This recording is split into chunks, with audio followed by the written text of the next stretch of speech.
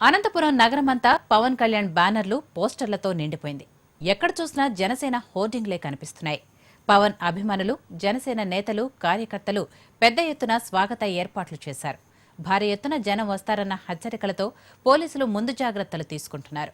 తిరుపతి, కాకినాడ సభల్లో జరిగిన ఘటనల దృష్ట్యా అవాంఛనీయ సంఘటనలు జరగకుండా ప్రత్యేక చర్యలు తీసుకుంటున్నారు. 2014 ఎన్నికల సభలో పాల్గొన్న పవన్ కళ్యాణ్ 2.5 ఏళ్ల తర్వాత మళ్లీ అనంతకు వస్తుండటంతో అభిమానులు పోటెత్తుతారని అంచనా వేస్తున్నారు. మరోవైపు గ్రౌండ్కు చుట్టూ ఎత్తైన భవనాలుండటంతో వాటిపైకి ఎవరూ ఎక్కకుండా పోలీసులు చర్యలు తీసుకుంటున్నారు. అనంతపురం సభా వేదికకు విప్లవ నాయకుడు తరిమెల నాగిరెడ్డి, స్వతంత్ర సమరయోధుడు కల్లూరు సుబ్బారావు పేర్లు పెట్టడంతో పవన్ కళ్యాణ్ అభిమానులు, రాయలసీమ వాసుల్లో అంచనాలు పెరిగాయి. సీమలో రెండో సభ నిర్వహిస్తున్న పవన్ గత సభల కంటే భిన్నంగా స్పందించనున్నాడని అంటున్నారు. ప్రధానంగా ప్రత్యేక హోదాతో పాటు రాయలసీమ సమస్యలు, ముఖ్యంగా అనంతపురం జిల్లా కరువు కష్టాలను ప్రస్తావిస్తారని భావిస్తున్నారు. తిరుపతి, కాకినాడ సభల్లో పెద్దగా టీడీపీ ప్రభుత్వాన్ని టార్గెట్ చేయని పవన్ కళ్యాణ్ అనంతపురంలో మాత్రం సర్కార్ వైఫల్యాలు, కరువు, సాగునీటి కష్టాలపై ప్రశ్నిస్తారంటున్నారు. యాక్చువల్గా మేము ఎక్స్పెక్ట్ చేసిన దాని ప్రకారం ఎక్కువ మంది వస్తారని చెప్పి ఇంటెలిజెన్స్ రిపోర్ట్ ఇవ్వడం వల్ల ఏర్పాట్లు ఎట్లా జరుగుతున్నాయి ఏంటి కొంచెం అనుకున్న దాని మీద కొంచెం బలంగా అంటే స్ట్రాంగ్గా ఎవరికి ఎటువంటి ఇబ్బంది లేకుండా అన్ని ఫెసిలిటీస్తో వచ్చి అభిమానులకి, జనసేన కార్యకర్తలకు ఇబ్బంది లేకుండా ఎట్లా జరుగుతుంది అన్నది పర్యవేక్షించడానికి ముందుగానే 3 రోజులు ముందుగానే వచ్చి ఏర్పాట్లన్నీ పర్యవేక్షించడం జరుగుతుంది. ప్రత్యేక హోదా మీద, అనంతపురంలో ఉన్న సమస్యల మీద ఆయన మాట్లాడతారు. ఆయనే సెలవు స్టేజ్ మీద ఆయనే ఉంటారండి. స్టేజ్ మీద ఆయనే ఎక్కుతారు, ఆయనే మాట్లాడతారు, ఆయనే దిగేసుకుంటారు. విఐపీస్ ఇక్కడ ఆల్ విఐపీస్ ఓన్లీ సింగిల్, అందరికీ సింగిల్ ఎంట్రీ, అందరూ సింగిల్ వే, అందరికీ సింగిల్ క్యాబిన్. విఐపీస్కి సపరేటు, నార్మల్ పీపుల్కి సపరేటు పాసెస్ అటువంటి ఏముండవు. పవన్ కళ్యాణ్ సభపై అనంతపురం జిల్లా మేధావులు, నాయకుల్లోనూ ఆసక్తి నెలకొంది. తమ జిల్లా సమస్యలను ప్రస్తావించి ప్రశ్నిస్తారని ఆశిస్తున్నట్లు చెప్తున్న లీడర్లు పవన్ ముందుగా అనంతపురం జిల్లా గురించి తెలుసుకోవాలని సూచిస్తున్నారు. ఏదో గంటసేపు మాట్లాడి వెళ్లిపోకుండా కనీసం 2 రోజులైనా జిల్లాలో పర్యటిస్తేనే ప్రజల కష్టాలు తెలుస్తాయంటున్నారు. అనేక గ్రామాల్లో ఇప్పటికీ తాగునీటికి ప్రజలు ఇబ్బందులు పడుతున్నారని, 2-3 కిలోమీటర్లు వెళ్లి మంచినీళ్లు తెచ్చుకోవాల్సిన పరిస్థితి ఉందంటున్నారు. ముఖ్యంగా రైతాంగం తీవ్ర కష్టాల్లో ఉందంటున్న నేతలు అన్నదాతల ఆత్మహత్యలకు కారణాలేంటో తెలుసుకోవాలని సూచిస్తున్నారు. జిల్లా సమస్యల గురించి చెప్పడమే కాకుండా స్వయంగా పరిశీలిస్తేనే పవన్కు అర్థమవుతుందంటున్నారు. పవన్ కళ్యాణ్ జిల్లాకు రావడం చాలా సంతోషం. ఆయన జిల్లాకు వస్తున్న సందర్భంలో అనంతపురం జిల్లా గురించి నేను తెలుసుకుని అనంతపురం జిల్లా గురించి సహాయం చేయడానికి నేను కృషి చేస్తాను అంటున్నాడు. కానీ ఇక్కడికి వచ్చి పోవడమే కాదు, ఈ జిల్లాలో కనీసం 1-2 రోజులైనా ఆయన తిరిగి జిల్లాలో క్షామం ఎంత తీవ్రంగా ఉంది, క్షామం యొక్క చరిత్ర ఏమిటి, తాగడానికి కూడా నీరు లేకుండా 2 మైళ్ళు 3 మైళ్ళు పోయి జనం నీళ్లు తెచ్చుకుంటున్నారు. 14 సంవత్సరాలు, ఈ కాలంలో 11 సంవత్సరాల కరువు వచ్చింది. ప్రభుత్వమే కరువు ప్రకటించింది. ఈ సంవత్సరం మొత్తం రాయలసీమలోనే దరిదాపు 20 లక్షల ఎకరాలకు సాగు భూమి ఉంది జిల్లాలో. కానీ నిత్యము క్షేమానికి గురవుతూ ఈసారి కనీసం నల్లరేగడి భూముల్లో కూడా విత్తనం కూడా వేయలేదు. ఎర్ర నేలలో విత్తనం వేసింటే ఈ విత్తనం కూడా పోయింది ఒకటేసారి. ఇంత క్షేమానికి గురవుతున్న ఈ సందర్భంలో మీరు ఈ జిల్లాకు వచ్చడం, ఈ జిల్లా పరిస్థితులు తెలుసుకొని భవిష్యత్తులో ఈ జిల్లాకు ఏం చేస్తే బాగుంటుందని మీరు ఆలోచన చేస్తే మంచిది. ప్రత్యేకించి ఈ జిల్లాకు నీరు కావాలి. ఈనాడు 100 నీరు వస్తుంది, కానీ అంతకంటే ఎక్కువ నీరు వస్తే తప్ప ఈ జిల్లా అవసరాలు తీరవు. అందుకోసం ఈనాడు రైతాంగం తీవ్రంగా నష్టపోయింది. చంద్రబాబు నాయుడు ఏమో నేను ఇన్పుట్ సబ్సిడీ కోసం 24,000 కోట్లు ప్రకటించిన అంటాడు. కానీ అనంతపురం జిల్లాలో 1,00,000 పైన తీసుకున్న వాళ్ళకి ఇప్పటికి కూడా రుణమాఫీ వడ్డీకి సరిపోతుంది తప్ప ఏమీ లాభం లేదు. దానికోసమే ఇలాంటి అనేకమైన అవకతవకలు ఉన్నాయి ఒకటేసారి. అందుకోసం పవన్ కళ్యాణ్ ఇక్కడికి వచ్చిన తర్వాత జిల్లాలో 2 రోజులు పర్యటన చేసి కరువు ఎంత తీవ్రంగా ఉంది, నీరు విషయం ఏమిటి, పశువులకు పశుగ్రాసం ఉందా లేదా, రైతులు అప్పులు చేసి ఎంతమంది ఆత్మహత్య, దరిదాపు 100ల కొలది రైతులు ఈ మధ్యకాలంలో ఆత్మహత్య చేసుకున్నారు ఈ జిల్లాలో. ఏమిటి ఆత్మహత్యలు చేసుకోవడానికి, ఇట్లా వాళ్ళ జీవితాలు తెలుసుకుంటే మీరు ఏదైనా చేయడానికి ఉపయోగపడుతుందని చెప్పి నేను అనుకుంటున్నా.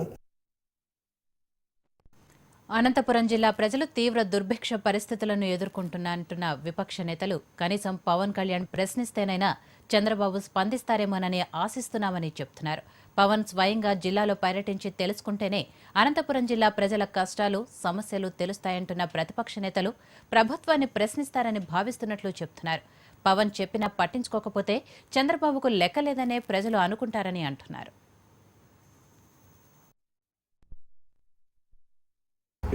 పవన్ కళ్యాణ్ గారు, మేము చెప్తున్నది మీరు బాగుండాలి, సినిమా హీరోగా మిమ్మల్ని మేము అభిమానిస్తాము, మీరు మా జిల్లాకు రండి, ప్రజలను ఉద్దేశించి మాట్లాడండి, కొంత మా బాధను కూడా పంచుకోండి, మా జిల్లా బాధలను పంచుకోండి, రాజకీయాలు పక్కన పెట్టండి, కొంత మా జిల్లా బాధను పంచుకోండి. ఇక్కడ గతంలో చిరంజీవి గారు ప్రజారాజ్యం పెట్టినప్పుడు కూడా గణనీయమైన సంఖ్యలో ఓట్లు వేసినారు ప్రజలు. అది దృష్టిలో పెట్టుకునైనా ఈ జిల్లా ప్రజలకు ఎంతో కొంత మేలు చేసే విధంగా ఈ సమస్యలను కూడా ప్రస్తావిస్తారనేసి మేము మీ నుండి ఆశిస్తున్నాం. ప్రజా సమస్యలపై పవన్ స్పందించడం మంచిదే అంటున్న టీడీపీ నేతలు సభలో ఏం మాట్లాడుతారోనని తాము కూడా ఆసక్తిగా ఎదురు చూస్తామంటున్నారు. అనంతపురం జిల్లా సమస్యల పరిష్కారానికి సూచనలు, సలహాలు ఇస్తే స్వీకరించడానికి తమ ప్రభుత్వం సిద్ధంగా ఉందని అనంతపురం టీడీపీ ఎమ్మెల్యే చౌదరి అంటున్నారు.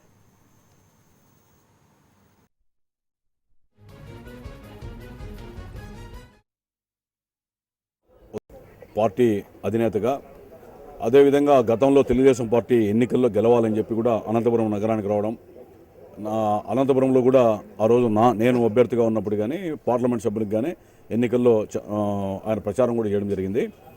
ఆ విధంగా సహకరించాడు. అదేవిధంగా ఆయన సామాజిక కోణంలో ఎక్కడైనా సమస్య వచ్చినప్పుడు నేను స్పందిస్తాను అని చెప్పి పదే పదే చెప్తున్నాడు. ఎందుకంటే స్పందించడం అనేటువంటిది ఆయన యొక్క బాధ్యత.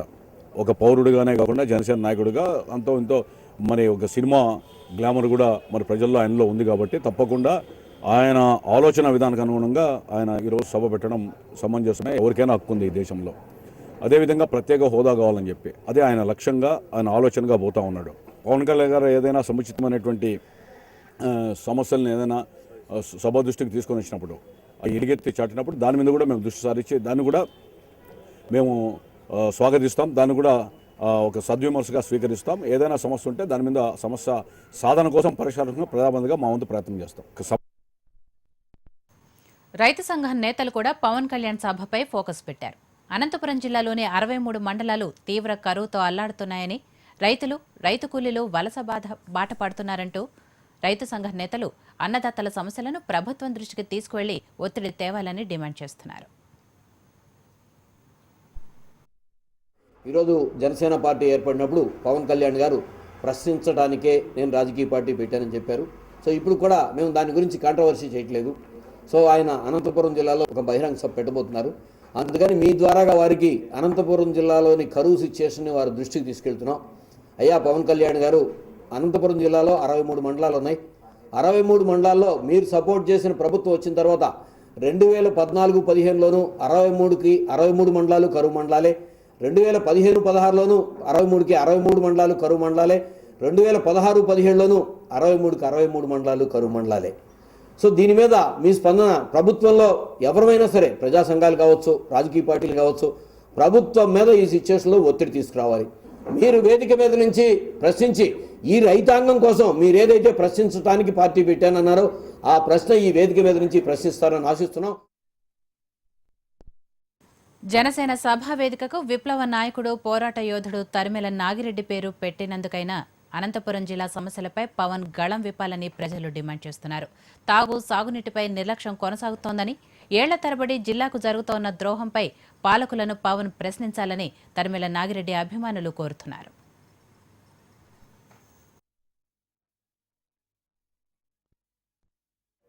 జిల్లాలో ఏమంటే 100 సంవత్సరాల వెనుకల ఇటువంటి దుర్భరమైన పరిస్థితి ఉంది. 2-3 సంవత్సరాలు 13 మండలాలు కరువు ప్రాంతాలుగా ప్రకటించడము, భూగర్భ జలాలు అడుగంటిపోవడము, తీవ్రమైన కరువు పరిస్థితులు ఉన్నాయి. సో అనంతపురం జిల్లాలో ప్రారంభించిన ప్రాజెక్టులు హంద్రీనివా కానీ ఏవి కానీ సాగునీటి సౌకర్యం కల్పించడానికి చేసినటువంటి దాని మీద ప్రత్యేక హోదా గురించి మాట్లాడడానికి, మీరు ప్రశ్నించడానికి పోరాడడానికి ముందుకొచ్చారు. వీటి మీద మీరు దయచేసి మీకు అభిమానించేటువంటి వాళ్ళందరికీ ఆనందం కలిగే పద్ధతిలో మీరు మీ అభిప్రాయాలు వ్యక్తపరుస్తారని, ఈ దుర్భరమైన పరిస్థితుల్ని మీరు ప్రజల కోసం ప్రశ్నిస్తారని. అనంతపురంలో పవన్ సభకు ఎలాంటి ఏర్పాట్లు జరుగుతున్నాయో మా ప్రతినిధి ప్రవీణ్ లైవ్ లో అందిస్తారు. ప్రవీణ్ నుంచి స్థానికంగా ఎలాంటి అంచనాలు ఉన్నాయి, అలాగే పవన్ సభకు ఎంతమంది హాజరవుతారని అంచనా వేస్తున్నారు? అనంతపురం జనసేన అధినేత పవన్ కళ్యాణ్ సభకు ఇప్పటికే ముస్తాబైంది. మొత్తం మీద ఆ పార్టీ కార్యకర్తలు, ఆ పార్టీ రాష్ట్ర స్థాయి నాయకులు కూడా ఇప్పటికే అనంతపురం చేరుకున్నారు. భారీ స్థాయిలో ఏర్పాట్లు కూడా పూర్తి చేశారు. ఇవాళ ఉదయం 10 గంటలకి హైదరాబాద్ నుంచి బెంగళూరుకి పవన్ రానున్నారు. అక్కడి నుంచి ఆయన రోడ్డు మార్గం మీద అనంతపురం చేరుకుంటారు. ప్రస్తుతం పూర్తి స్థాయిలో ఏర్పాట్లు పూర్తయ్యాయి. మొత్తం మీద మనం చూడొచ్చు, ప్రధానంగా సభా వేదికకు కల్లూరు సుబ్బరావు స్వాతంత్ర సమరయోధుడి పేరు పెట్టడం జరిగింది. అదేవిధంగా సభా ప్రాంగణానికి కూడా విప్లవ యోధుడు తరిమిల నాగిరెడ్డి పేరు పెట్టడం జరిగింది. అయితే ఇప్పటికే వీడి ప్రచారం గానీ, ఈ పార్టీ కార్యకర్తలు గానీ పెద్ద ఎత్తున అనంతపురం చేరుకున్నారు. ఓవైపు ఆంధ్ర నుంచే కాకుండా తెలంగాణ ప్రాంతాల్లో కరీంనగర్, ఆదిలాబాద్ నుంచి కూడా జనసేన అభిమానులు, కార్యకర్తలు ఇక్కడికి చేరుకోవడం జరిగింది. ఇవాళ జరుగుతున్న సభకు ఎలాంటి ఆటంకం కాకుండా పూర్తి అన్ని ఏర్పాట్లు చేశామని చెప్పి ఈ కార్యకర్తలు చెప్తున్నారు. ఓవైపు పోలీసులు కూడా అదే స్థాయిలో చర్యలు చెప్పడం. జనసేన పరిశీలకులు, ఆ పార్టీ కార్యకర్తలు ఉన్నారు, వాళ్ళతో మాట్లాడించే ప్రయత్నం చేస్తామని చెప్పండి. ప్రధానంగా సభ ఏ రకంగా జరగబోతుంది? సభ 100% చాలా సక్సెస్ఫుల్ గా జరుగుతుందండి. ఇప్పుడు 4 రోజుల నుంచి లోకల్ పోలీసు, ట్రాఫిక్ పోలీసు మేము కలిసి మొత్తం ఈ సిటీలో ట్రాఫిక్ కానీ సభకి వచ్చే ప్రజలు ఎటువంటి ఇబ్బంది పడకుండా అన్ని ఏర్పాట్లు చేయడం జరిగింది. సిటీలో సుమారుగా 2000 వెహికల్స్ పట్టేటట్టు ఈ సభ ప్రాంగణానికి అత్యంత దగ్గరలో పార్కింగ్ స్లాట్స్ ఏర్పాటు చేస్తాం. నెక్స్ట్ ఈ సభలో మహిళలకు ప్రత్యేక గ్యాలరీ ఇచ్చాం. వచ్చిన అభిమానులకు ఎటువంటి ఇబ్బంది లేకుండా బ్లాక్ బాక్స్ కింద డివైడ్ చేసాం. ప్రతి దాంట్లోనే వాటర్ ఫెసిలిటీ ఇచ్చాం. వాళ్ళకి ఎటువంటి ఇబ్బంది కాకుండా వచ్చి ఆయన మా పవన్ కళ్యాణ్ గారిని వాళ్ళు చూడడానికి ఎటువంటి ఇబ్బంది లేకుండా వచ్చి మీటింగ్ కి హాజరై వెళ్ళడానికి అన్ని ఏర్పాట్లు చేయడం జరిగింది. సో అంటే ప్రధానంగా సభకి ఎంతమంది వస్తారని మీరు అంచనా వేస్తున్నారు? ఆ అంచనాకు తగ్గట్టు మీ ఏర్పాట్లు ఎలాగున్నాయి? మేము ఎంతమంది వస్తారు అనేది అంచనా అయితే ఏం లేదండి. కానీ వచ్చిన వాళ్ళు ప్రతి ఒక్కరు కూడా ఇక్కడ వాళ్ళకి ఎటువంటి ఇబ్బందులు లేకుండా ఉండే విధంగా మాత్రం ఇక్కడ ఏర్పాట్లు అయితే చేసాం. ఇక్కడ వచ్చిన బార్కెట్స్ అన్ని ఏర్పాటు చేసి మధ్యలో వాటర్ ప్యాకెట్స్ పెట్టడం కానీ, బయట ఎల్ఈడి స్క్రీన్స్ పెట్టడం కానీ, మొత్తం అన్ని కూడా ఏర్పాట్లు అయితే చాలా కట్టుదిట్టంగా చేసామండి. సో ఇప్పుడు పవన్ కళ్యాణ్ ఈ జిల్లాలో 2 రోజుల కార్యక్రమం ఉన్నారు. సభ తర్వాత ఆయన ఎక్కడ ఉన్నారు, ఎలాంటి కార్యక్రమాలు చేపట్టబోతున్నారు? ఇక్కడ అయిన తర్వాత నెక్స్ట్ డే గేట్స్ కాలేజ్ లో ఒక ప్రోగ్రామ్ ఉందండి స్టూడెంట్స్ అని. సో అయిన తర్వాత ఇంకా హైదరాబాద్ వెళ్ళిపోతారు. ఇప్పుడు ఆయన ఇక్కడ ప్రధానంగా ప్రత్యేక హోదాతో పాటు కరువు సీమలో నెలకొన్న సమస్యలను కూడా ప్రస్తావిస్తాడని చెప్పి ఒక ముందు నుంచి ప్రచారం జరుగుతుంది. అంటే దాని మీద ఏమన్నా మీకు ఒక స్ట్రాటజీ ఉంది? ఆ పార్టీ విధి విధానాలు ఏమైనా ఖరారయ్యాయంటే ఆయన ఎలాంటి ప్రసంగం చేయబోతున్నారు అనుకుంటున్నారు? ముఖ్యంగా ఈ ప్రత్యేక హోదా గురించి ఏదైతే దశల వారీగా ఈ మీటింగ్స్ పెడతా ఉన్నారో అందులో భాగంగా ఇక్కడ మీటింగ్ తో పాటు లోకల్లో ఉన్న సమస్యల మీద కూడా ఆయన స్టడీ చేయడం జరిగిందండి.